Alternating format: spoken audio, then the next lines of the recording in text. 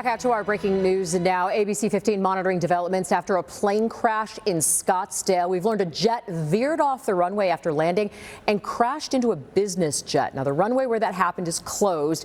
FAA is temporarily pausing flights into the airport. It's unclear how many people were on the plane. Officials are expected to provide an update at any moment now. We're going to go ahead and listen into that when it happens. But in the meantime, we want to get out to our Lillian Donahue live at the scene. Lillian, what can you tell us? Well, we've been here for about 30-45 minutes, and we can really see where all of this happened on the tarmac behind me, this runway area. Now, it's still a very active scene as you're seeing this live picture right now. We know that this happened roughly around 2:45 this afternoon. That's what the FAA has been able to tell us. And as we've been here, we've seen at least a dozen fire trucks, at least 3 ambulances come in onto the tarmac here. And we've also watched as crews have been working to try to get someone or something out of the plane. Now, officials confirming to us that 1 person has died. Now, the FAA says that a Learjet 35A veered into the Gulfstream business jet. That jet can hold up to 8 people, the Learjet, and then the Gulfstream typically around 10 people.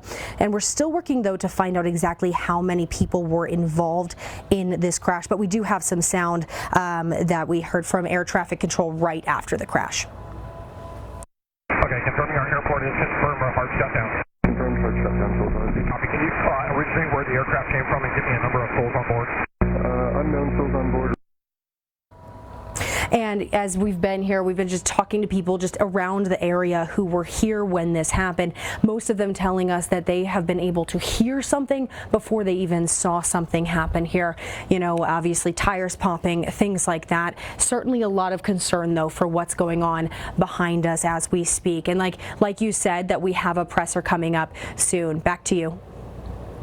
Lillian, obviously this is a very busy time of year with the Phoenix Open, the Waste Management Phoenix Open just wrapping up, and a lot of private planes there at the Scottsdale Airport because of its proximity.